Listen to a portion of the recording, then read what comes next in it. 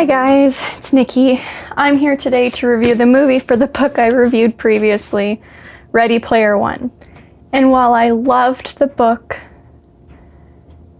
the movie was a little disappointing. So how I'm gonna work this movie review is at the end, I'm gonna give it 2 ratings. I'm gonna give it a rating in terms of book to movie translation, and I'm gonna give it a rating in terms of just the movie unto itself. Although I had mentioned I would try to avoid spoilers in as many videos as possible, at least this specific movie review that was paired with the book, I'm not gonna be able to avoid spoilers. So if you are wanting to avoid them, please click away now. Otherwise, continue watching and I'll explain a little bit more. So I couldn't avoid spoilers because I'm going to get super ranty, and I was just so passionately disappointed in this movie that I can't help but be ranty. I decided that I was going to kind of break it down into kind of 10 points that I'm going to touch on. Otherwise, I'd be talking for hours.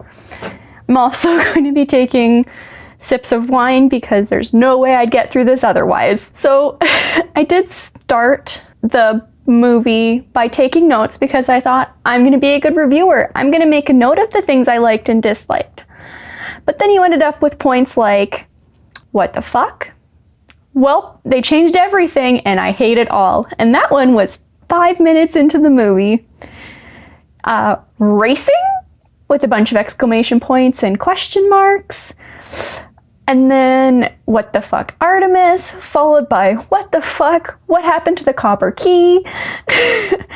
Then there's a series of points that are just people's names, like Daito and Shoto and Kira and Og, followed by several, oh my god, how could they do this?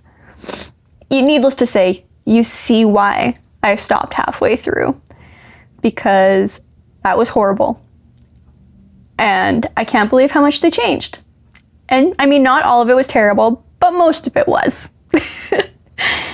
I'll start off by talking about the keys, especially the first key, the one that you deal with the most. It was supposed to take them 5 years to figure out this clue and get it.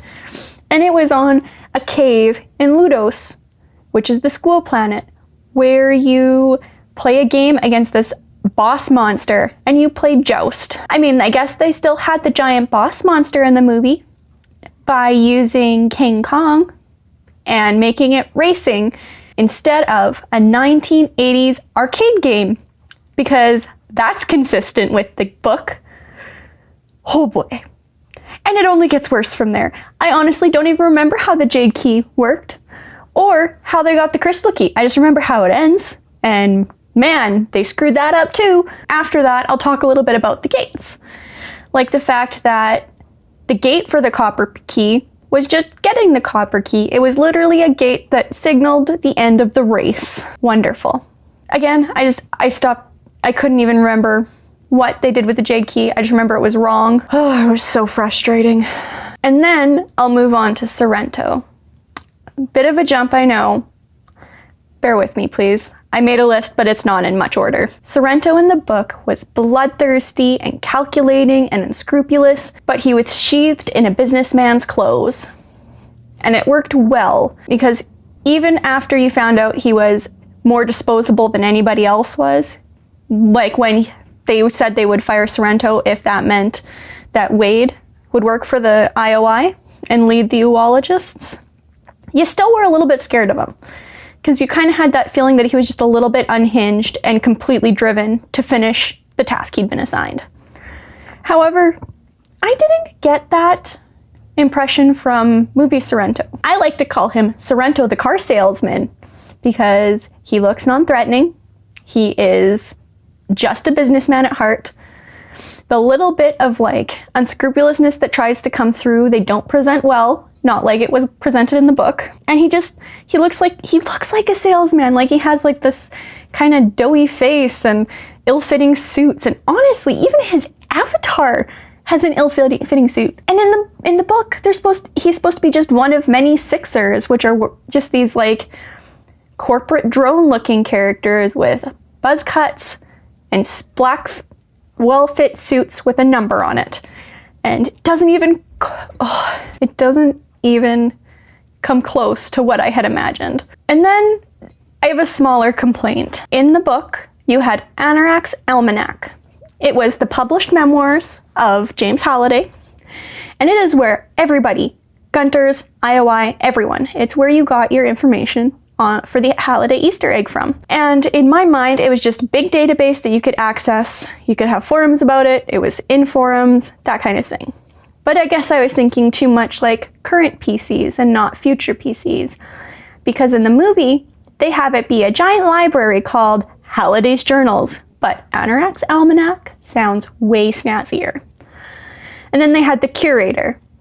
And while the curator itself wasn't a bad character, it was just unnecessarily in the grand scope of things because it just made me think of Ask Jeeves. It's already, you don't need a physical representation of a search engine, and that's what they did. Unnecessary, but not terrible. In fact, it's one of the least terrible changes they made in this movie. Next, I will talk about book Og versus movie Og. Ogden Morrow was was James Halliday's partner, and they launched their GSS together and then later Oasis together. And by the end of the book, he'd become a vitally important character. Vitally important. He was the reason that the characters got together at the end and were able to fight effectively. However, in the movie, he has a very diminished role, which is unfortunate because he was so important at the end of the book. And honestly, most of the movie spent me going, when do we get to see Ogden? Oh, Simon Pegg is playing Og? Oh, I can't wait to see it. And he has like 5 lines at the end, with the exception of the memories he's part of. And it was just disappointing because I liked Book Ogden. He was just interesting and fun and important, and he knew how to express himself and use his powers within Oasis to do what needed to be done. So I was very upset that he had no role at all in this. The next one I have a problem with is H. First of all, H talks about not watching The Shining or really reading up on it because he keeps talking about how he never watched The Shining because it was too scary, but he's supposed to be this great Gunter like Wade, where they just have this encyclopedic knowledge of James Halliday's life, and you think that I understand not watching it if you're not good with scary movies, but how did he not read up on it? They have the whole internet at their fingertips, literally at their fingertips, and he didn't research it enough to understand the premise of the movie? I can find Spark Notes on The Shining. How come he can't? And it was just inconsistent with his character and everything that his character does, and it was very disappointing. And the worst part of it is because H is such a Halliday fan, you would think that if this was in the Halliday Top 20 Scary Movies, which it was, that he would have at least read up on it once or twice. Inconsistent with his book character. Thank you very much. Sorry guys, I'm getting really ranty again. So my next point that I'm moving on to is IROC. In the book, he was just a fellow Gunter. His knowledge wasn't as extensive as H's and Wade's. However, they did go into a chat room together, and H and IROC attended the same school. And his character was fairly minor in the grand scheme of the book. He's the one who tipped off that the first gate was on the student planet, but that's really all he did.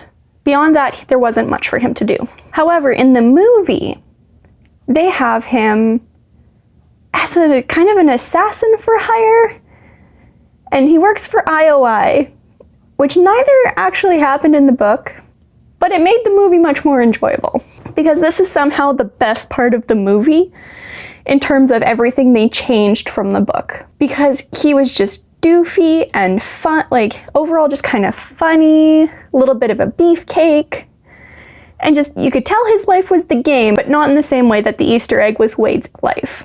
And honestly, I do love that doofy humor, and he was a very lighthearted character despite the garbage fire of a movie that it was. He was just a lighthearted character. He was this little beam of light in this horrible, horrible movie. And now I have kind of 2 of my big bads. The 2 complaints I have, like the 2 biggest complaints I have.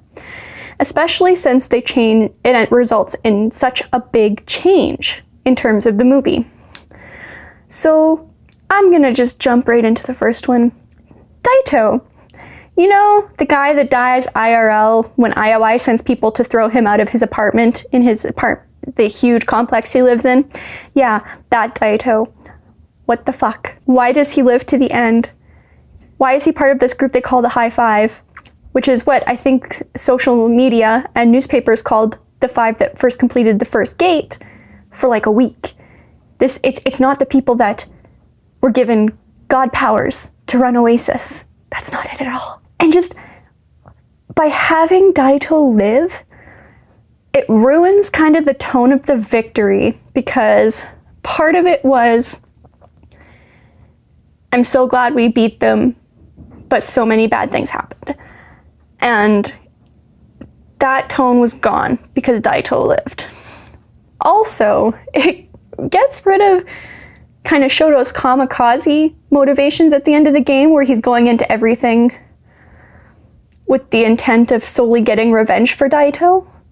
And you don't get that in the movie. In fact, I honestly don't even know if they're not brothers in the book, but they sure come off as brothers in the movie. I wasn't paying close enough attention to really figure it out.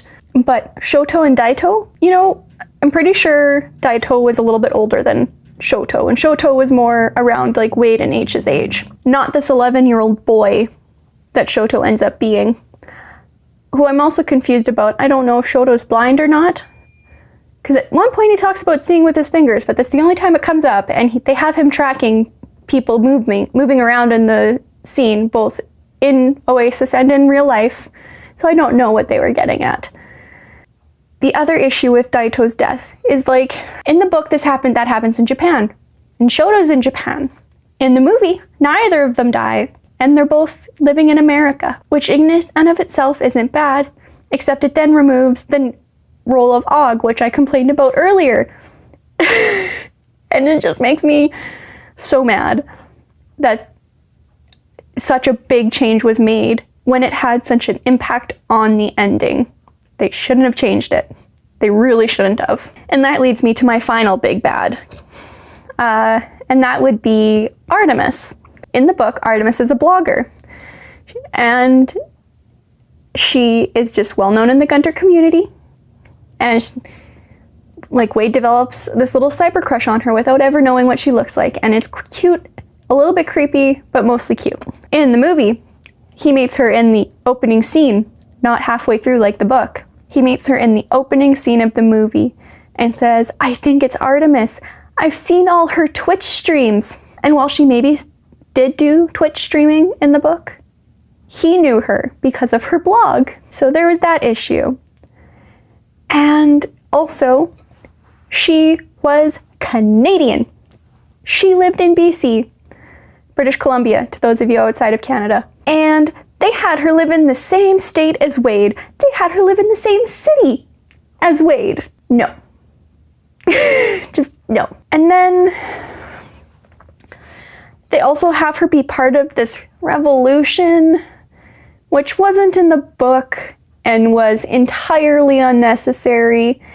And it put them in bad situations with the wrong person on the inside. And it just, because of all of these things that they changed, it changed kind of the base character of Artemis. She was still a teenage girl, but she was much too cocky and confident both places. And unfortunately, because they changed her character so drastically, it really impacted her interactions with Wade, which I really enjoyed in the book, and I spent most of the time in the movie going, "Don't you dare. What are you doing? That's not right. What are you doing?" And it just, because I enjoyed their interactions and the growth of their relationship so much in the book, I was very, very disappointed in how it turned out here. And so now I'm gonna stop talking about what I hated about the movie. And I'm going to give you my ratings and explain them a little bit. In terms of how this movie did as a book-to-movie translation, it did very poorly in my books. For me, it's on the same level as the Maze Runner movie. which means as a movie unto itself, it's just fine. But in terms of a book to movie translation, it's pretty awful.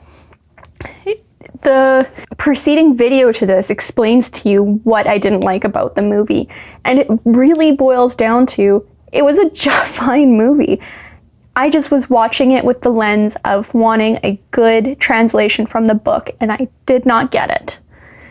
And that really affected my enjoyment of the movie overall. Because like I said, you had the keys and gates changed, you had Sorrento changed, you had some just terminology changed, something as simple as Anorak's Almanac was changed. You diminished the roles of important characters and expanded the roles of characters that were supposed to die. You had a character that was supposed to be a high-status gunter in terms of knowledge, not have knowledge of something that was so important to Halliday. And then you had the expansion of characters that really weren't that important to become important. And while that was probably the least offensive change in the movie, it was also somewhat unnecessary. And it really boils down to, if you're expecting the book you read to be the movie, you will be sorely disappointed.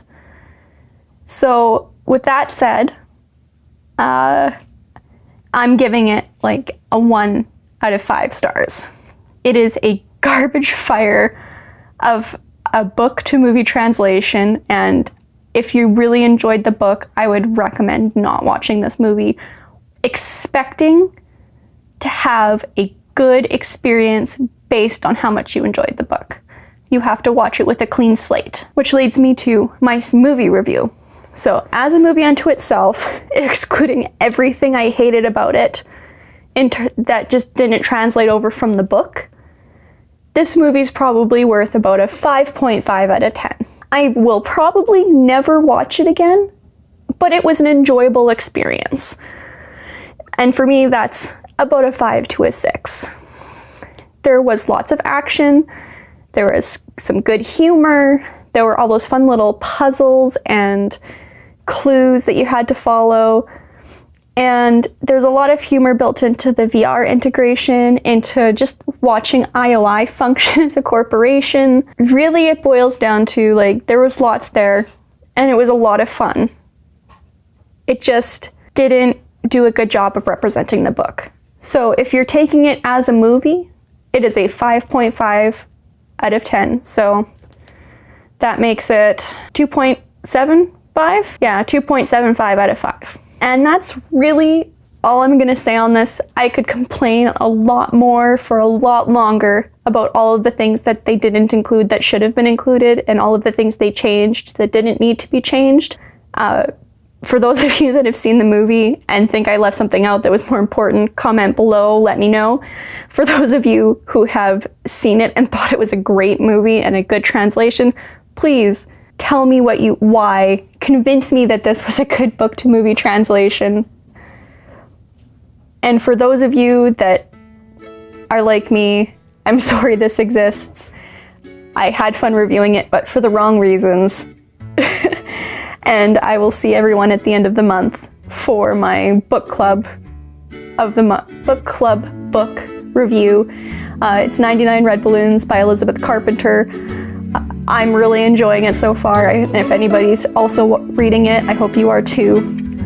And I'll just see you then. Bye.